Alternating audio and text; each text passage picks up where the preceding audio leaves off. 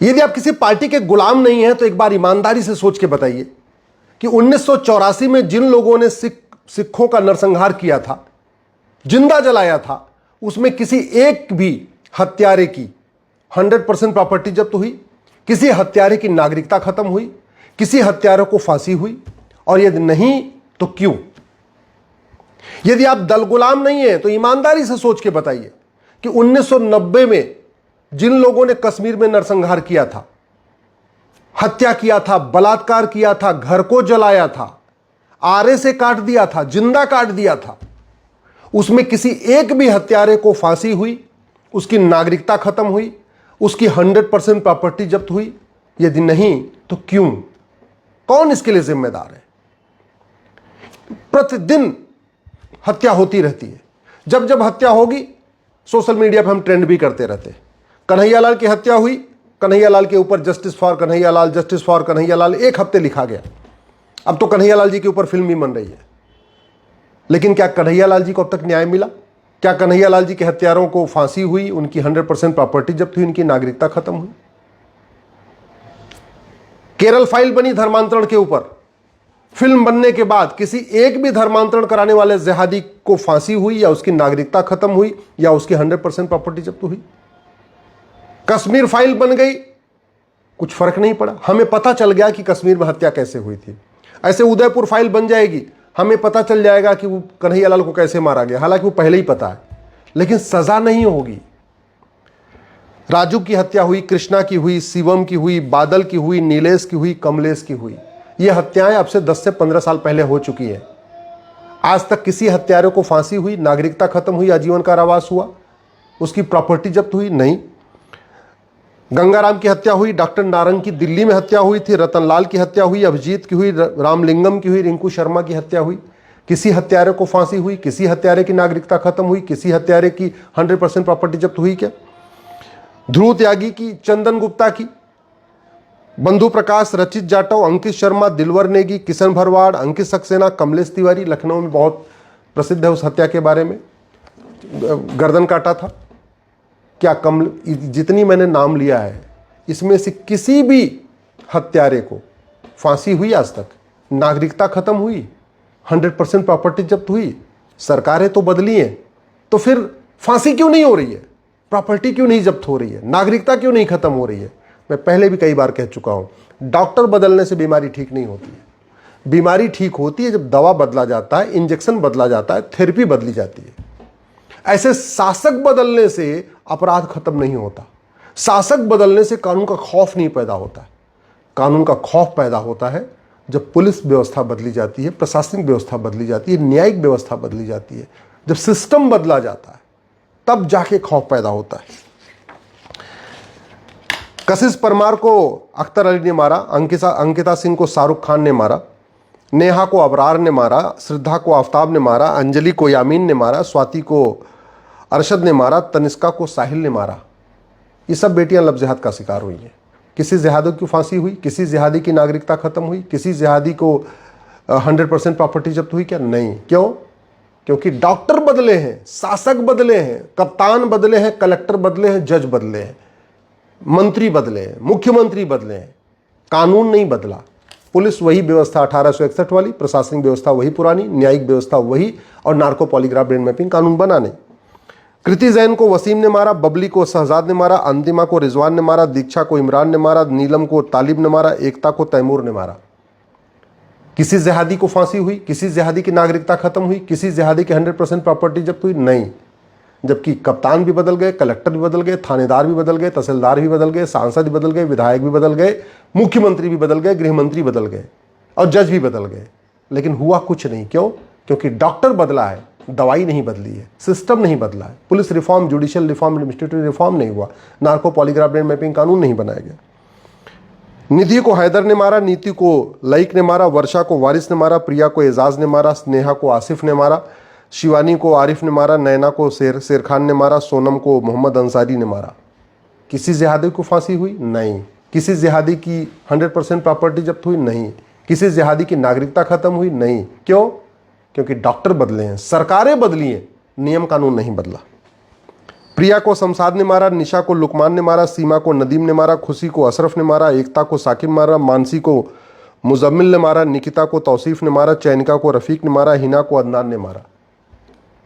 प्रतिदिन 1000 बेटियां लव जिहाद का शिकार हो रही हैं।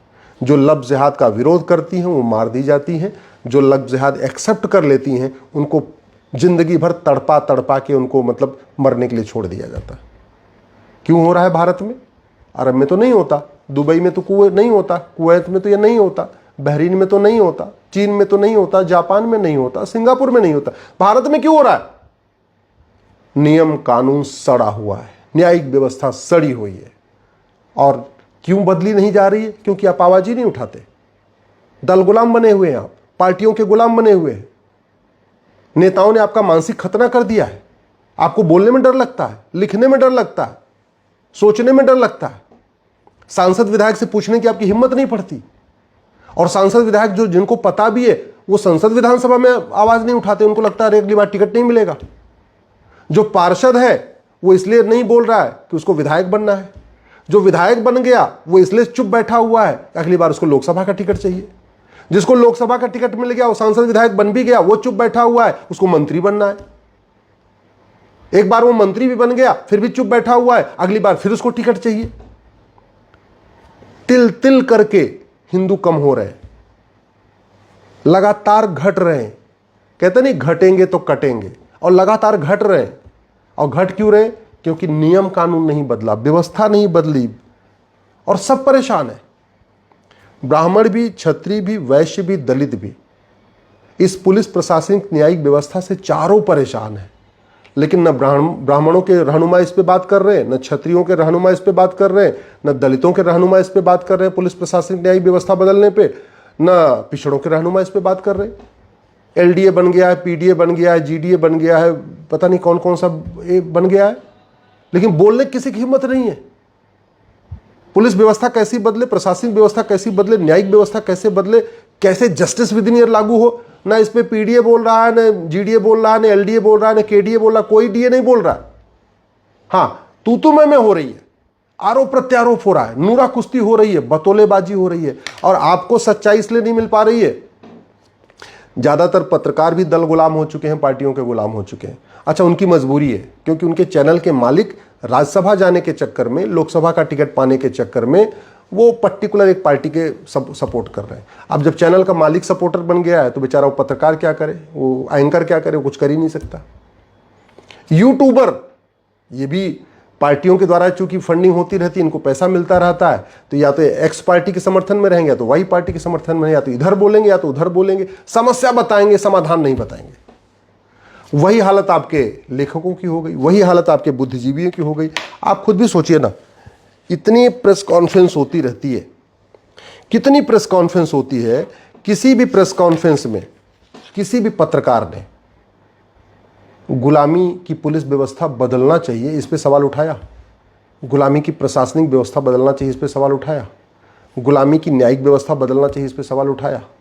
कितने मीडिया के इनक्लेव होते रहते हैं, कॉन्क्लेव होते रहते हैं, आप देखते रहते हैं, आए दिन चलता रहता है। और शाम को डिबेट तो डेली होती है, हर चैनल पे 2-3 घंटे डिबेट चलती है। शाम को 5 से लेकर रात के 10 बजे उठा के देख लीजिए, हर चैनल पे डिबेट होती है।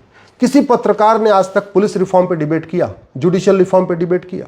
किसी न्यूज चैनल ने आज तक इलेक्शन रिफॉर्म के ऊपर डिबेट किया? किसी न्यूज चैनल ने आज तक जुडिशियल रिफॉर्म के ऊपर डिबेट किया? किसी न्यूज चैनल ने जस्टिस विद इन ईयर लागू करने पर डिबेट किया? किसी आज तक एंकर की, पत्रकार की इतनी हिम्मत पड़ी कि हाँ सीधे सांसद विधायक मंत्री से पूछे कि आप ये बताइए भारत में तारीख पे तारीख ये सिस्टम कब तक चलेगा, न्यायिक व्यवस्था कब बदलेगी, फर्जी डॉक्यूमेंट कब, ये फर्जी खेल जो चल रहा है कब तक चलेगा, ये जो मुकदमे 10 साल 20 साल चलते रहे कब तक चलेंगे? या जितने मैंने नाम लिए, ये जितने सोशल मीडिया के वॉरियर हैं, आप इनको सोशल मीडिया का योद्धा कहते हैं, वो योद्धा नहीं है, एक्चुअली वो पॉलिटिकल पार्टियों द्वारा पेड लोग हैं। लगभग सभी पॉलिटिकल पार्टियों ने अपनी क्षमता के अनुसार, किसी ने 500 पेड आदमी रखे हैं, किसी ने 400 पेड आदमी रखे हैं, किसी ने 300 पेड आदमी रखे हैं। अब आप सोचेंगे पेड को कैसे पहचाने? तो जो सोशल मीडिया में सुबह से लेकर शाम तक समस्या बताए, लेकिन समस्या का मूल कारण न बताए, अस्थायी समाधान न बताए, जो आदमी सुबह से लेकर शाम तक वीडियो शेयर करता रहे, देखो यहां मारा गया, यहां पीटा गया, यहां ये हो गया, यहां ये हो गया, यहां हो गया, यहां ये हो गया, वहां हो गया, लेकिन एक भी बार सिस्टम बदलने की बात न करे तो आप मान लीजिए वो पेड है, पॉलिटिकल पार्टी के द्वारा पेड है, उसका काम ही यही है सुबह से लेकर शाम तक वीडियो शेयर करते रहना, बताते रहना, दूसरी पार्टी के लिए खिलाफ कुछ न कुछ लिखते रहना। ये उनका धंधा है, उनका काम है। किसी को महीने में 1 लाख मिलता है, किसी को महीने में 1.5 लाख मिलता है, किसी को महीने में 2 लाख मिलता है। सबका अपना रोजगार ऐसे ही चल रहा है। लेकिन आप अगर चाहते हैं कि बदलाव हो तो आपको तो उठना पड़ेगा, आपको तो बोलना पड़ेगा। आप खुद ही वैरियर बन जाइए ना, दूसरों के चक्कर में क्यों पड़े। फेसबुक पे 5000 फ्रेंड बनाइए और समस्या नहीं, मूल कारण, अस्थायी समाधान लिखना शुरू करिए। जिस दिन भारत का आम आदमी, आम जनता दल गुलामी छोड़ के समस्या के मूल कारण और अस्थायी समाधान को लिखना शुरू कर देगा, बदलाव आना शुरू हो जाएगा। केवल अकेले मेरे कहने से नहीं या 2-4 लोगों के कहने से कोई बदलाव नहीं आएगा। बदलाव तब आएगा जब सब लोग मिलके समस्या के मूल कारण, अस्थायी समाधान को लिखेंगे, सांसद विधायक से मिलेंगे, सीधे सवाल पूछना शुरू करेंगे, उनको संसद में आवाज़ उठाने के लिए मजबूर करेंगे, उनको विधानसभा में आवाज़ उठाने के लिए मजबूर करेंगे। जब तक केवल जय जयकार करते रहेंगे तब तक हत्या होती रहेगी और लगातार घटते रहेंगे और लगातार कटते रहेंगे।